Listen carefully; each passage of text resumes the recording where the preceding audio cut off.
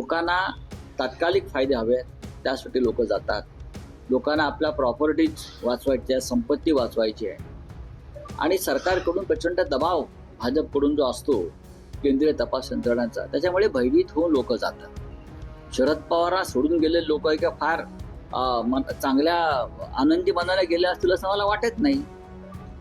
अजित पवारांचा ज्या प्रकारे अपमान सुरू आहे भाजपमध्ये, म्हणजे अजित पवारांना न विचारता त्यांच्याच पक्षातल्या माणसाला मंत्री केलं भुजबळला. अजित पवारांना झोप पण लागत नसेल या घटनेमुळे, की जे पक्षाचे नेते आहेत, प्रमुख आहेत अजित पवार, त्या पक्षाचा एक नेता जो त्यांच्या पक्षाचा आमदार आहे, अजित पवारांना न विचारता दिल्लीतून त्यांना मंत्री करण्याचे आदेश येतात. एक लक्षात घ्या, अशा वेळेला काय करायचं? उद्या एकनाथ शिंदे यांच्या पक्षातल्या 1-2 लोकांना असे दिल्लीतनं आदेश घेऊन येतील. काही लोक त्या प्रयत्नामध्ये आहेत.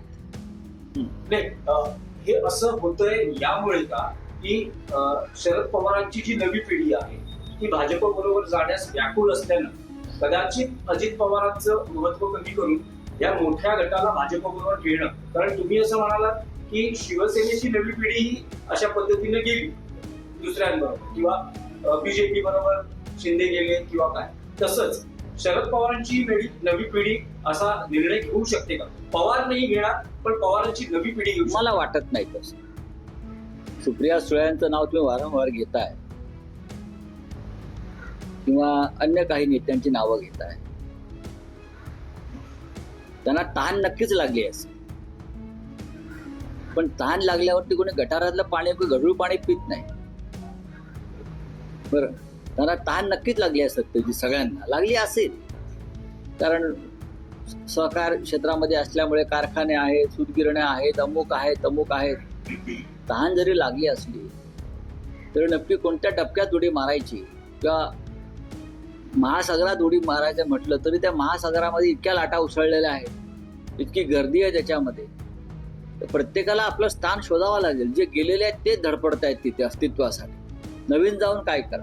मला जे काही ज्ञान आहे त्यानुसार माननीय शरद पवार साहेब हे भारतीय जनता पक्षाच्या बरोबर जाणार नाही.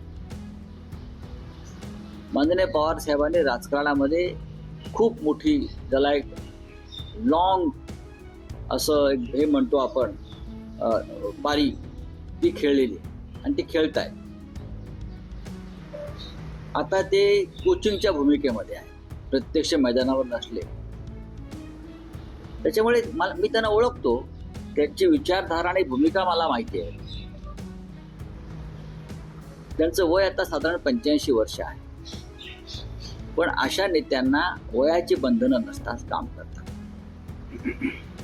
तर शरद पवार साहेबांची विचारधारा, त्यांच्या भूमिका आतापर्यंतच्या ज्या पाहिल्यावर, ते भारतीय जनता पक्षाबरोबर किंवा अशा विचारांच्या लोकांबरोबर ते कधीच जाणार नाही, हा मला विश्वास.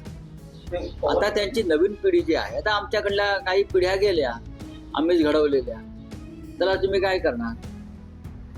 माननीय बाळासाहेब ठाकरेंनी घडवलेल्या किंवा उद्धव ठाकरे साहेबांनी ज्यांना उभं केलं, त्या अनेक लोक पळून गेले. ते आता कोणाच्या हातात नाही. छगन भुजबळ असतील, नारायण राणे असतील, राज ठाकरे असतील, एकनाथ शिंदे असतील, यांच्या गणेश नाईक असतील, हे मूळचे कुठले लोक आहेत? हे मूळचे शिवसेनेचे लोक आहेत. काही नगरसेवक असतील, आमदार असतील, खासदार असतील. तेव्हा आता सध्याच्या राजकारणामध्ये कोणी कोणाच्या हातात राहत नाही. राजकारण स्वार्थी आणि मतलबी झालेलं आहे. लोकांना तात्कालिक फायदे हवे त्यासाठी लोक जातात. लोकांना आपल्या प्रॉपर्टीज वाचवायच्या, संपत्ती वाचवायची आहे आणि सरकारकडून प्रचंड दबाव भाजपकडून जो असतो केंद्रीय तपास यंत्रणांचा, त्याच्यामुळे भयभीत होऊन लोक जातात.